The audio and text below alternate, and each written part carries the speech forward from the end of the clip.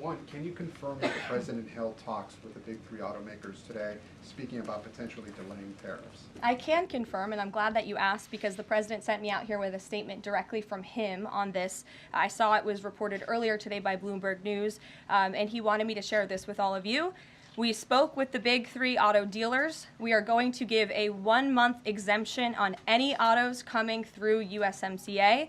Reciprocal tariffs will still go into effect on April 2nd, but at the request of the companies associated with USMCA, the President is giving them an exemption for 1 month so they are not at an economic disadvantage.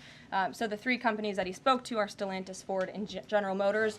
They requested the call, they made the ask, and the President is happy to do it. It's a 1-month exemption. And the President just posted on social media that he had spoken with Prime Minister Trudeau. He says he's not satisfied with what the Prime Minister has said when it comes to fentanyl, but less than 1%, as you know, less than 1% of the fentanyl seized last year was in the northern border. What else does Canada need to do? Well, the President did just put out a statement on his call with the Governor, Justin Trudeau, as he calls him, of Canada, and he said that he was not pleased, as you said. He said it's not good enough. He told Prime Minister Justin Trudeau that directly. The call ended in a somewhat friendly manner, as the President said, but he's not going to stop standing up for the American people. And to answer your question directly when it comes to fentanyl, for the last 4 years, unfortunately, our neighbors to the north and the south, Canada and Mexico respectively, have allowed America to be a dumping ground, not just for illegal aliens, but for illegal, poisonous, deadly fentanyl, which is now the #1 killer of young people in this country aged 18 to 34.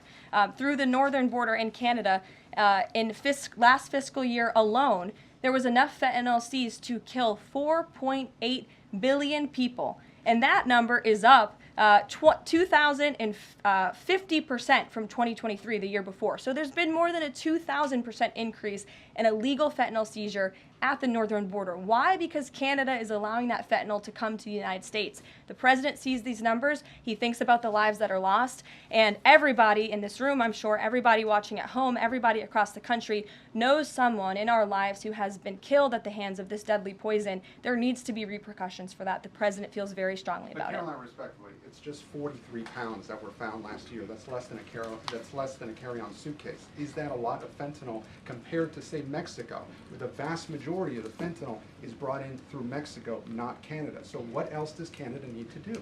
Well, I just told you, last year alone, there was a 2,000% increase in illegal fentanyl. But it's only 43 You're asking me for what the President's justification is for these tariffs. It's not up to you. You're not the President, Gabe. And frankly, I think it's a little bit disrespectful to the families in this country who have lost loved ones at the hands of this deadly poison. If you talk to them, and this President has, they are grateful that they finally have a President who is standing up to both Canada and Mexico, and most importantly, to China as well. The President added an additional 10% tariff on China because this deadly poison is being produced in that country. It's being distributed through our neighbors, and there needs to be consequences for that, period.